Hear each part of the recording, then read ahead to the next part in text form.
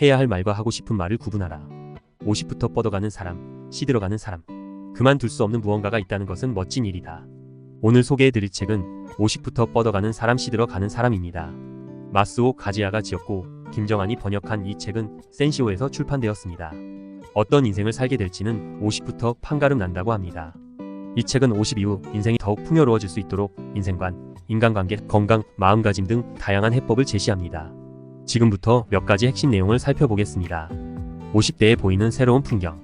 50쯤 되면 인생과 세상의 구조가 더욱 뚜렷하게 보입니다. 생활에 쫓겨 하루하루를 사는 가운데 인생의 본질을 간신히 알아차리게 됩니다. 50세의 또 한 가지 특징은 습관의 변화입니다. 많이 먹지 않는데도 살이 찌고 소화가 안 되며 술자리를 버티기 힘들어집니다.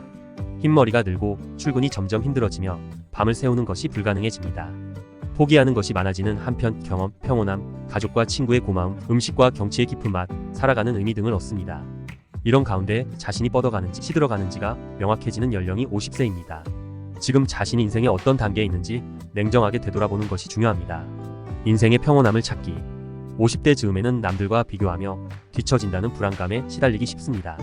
이럴 때는 미국의 신학자 라인홀트 리버가 지은 평온을 비는 기도를 읊어보는 것이 좋습니다.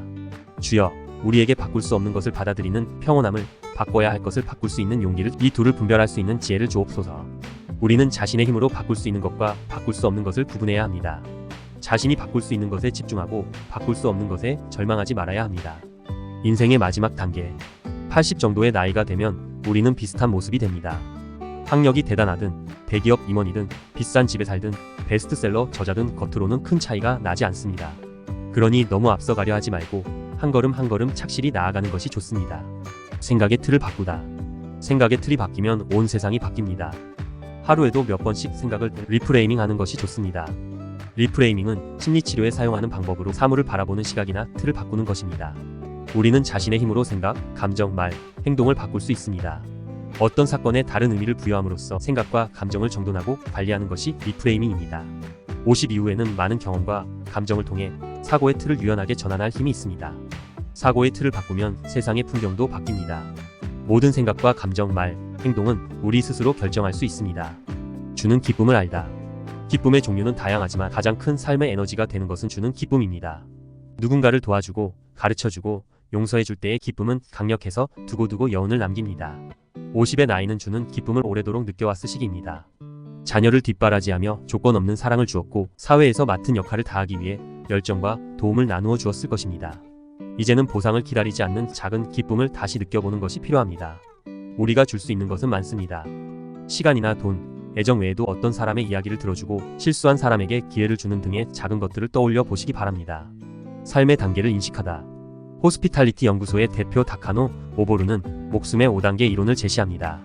사람의 목숨은 숙명, 운명, 사명, 천명, 수명의 단계를 밟으며 성장하고 소멸해 나갑니다. 숙명, 깃드는 명으로 시대와 나라, 부모, 성별, 몸을 스스로 결정할 수 없는 숙명을 받아들이는 것입니다. 운명, 흐르는 명으로 거대한 흐름을 타고 흘러가지만 자신의 힘으로 만들어 나가려는 노력입니다. 사명, 쓰는 명으로 무엇을 위해 목숨을 사용할 것인지 진지하게 생각하는 단계입니다. 천명, 부여받은 명으로 매일 최선을 다해 살아가며 자신이 해온 일이 필연적이었음을 깨닫는 것입니다. 수명, 하늘이 정한 삶의 시간으로 최선을 다해 살아온 사람은 하늘의 축복 속에 새로운 여행을 떠나게 됩니다. 이 5단계를 그려보면 마음이 차분해지고 작은 일에 동요하지 않게 됩니다. 좌절감을 소화할 능력을 갖추다. 사람은 두 부류로 나눌 수 있습니다.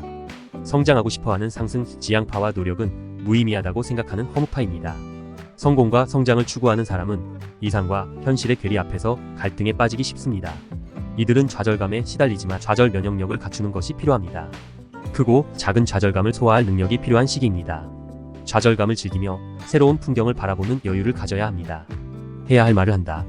50대에는 주변에 조언을 하고 싶은 욕구가 솟아납니다. 그러나 해야 할 말과 하고 싶은 말을 구분해야 합니다. 상대방에게 도움이 되는 말, 그 사람의 입장에서 유용한 조언이 필요합니다. 특히 50대에는 하지 않아도 될 말들로 빈축을 사지 않도록 주의해야 합니다. 매 순간 내 입에서 나오는 말을 매니지먼트하는 자세가 중요합니다. 이를 아군으로 삼는다. 많은 사람들에게 일은 힘든 노동입니다. 그러나 일이란 일상의 활동 전부입니다.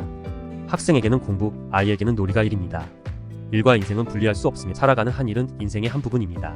50부터는 내가 정말 원하고 즐기는 것을 일로 삼아야 합니다. 능숙해질수록 사회적 가치가 생겨나고 기회는 찾아오게 됩니다. 그때를 기다릴 힘과 열의가 50대의 가장 큰 과제입니다. 지금까지 이 책에 대해 말씀드렸습니다. 이 책을 읽고 50 이후 인생 관리법을 배우셔서 멋있게 인생을 가꾸어 가시길 바랍니다.